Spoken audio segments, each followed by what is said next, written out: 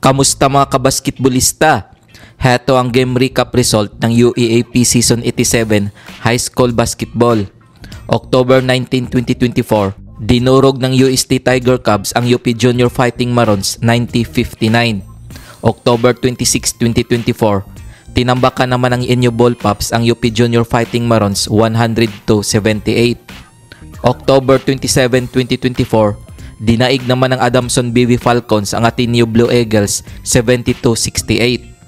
October 30, 2024, panalo ang UE Junior Warriors kontra sa UST Tiger Cubs 80-78. November 3, 2024, tinambakan naman ng UE Junior Warriors ang Inyo Ball Pops 72-59. Kung bago ka pa lamang sa channel na to, mag-like na at subscribe. Heto ang team standings as of November 4, 2024. UE Junior Warriors 10 wins 0 loss. FEU BB Tamaraws 6 wins 2 losses.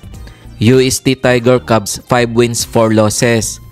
Inyo Ball Pops 5 wins 5 losses. Kung umabot ka dito sa video na to, mag-like na at subscribe.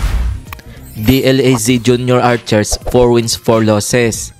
Ateneo Blue Eagles 4 wins 5 losses. Adamson BB Falcons 2 wins 7 losses. UP Junior Fighting Marons 0 win 9 losses. Heto ang game schedule ngayong November 9, 2024, nagaganapin sa Araneta Coliseum. Maglalaban ang Ateneo Blue Eagles at UE Junior Warriors alas 8 ng umaga.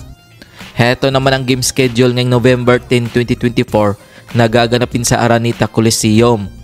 Maghaharap ang FEU BB Tamaraws at Adamson BB Falcons alas 8 ng umaga. Kung nagustuhan mo ang video na to, mag-like na at subscribe.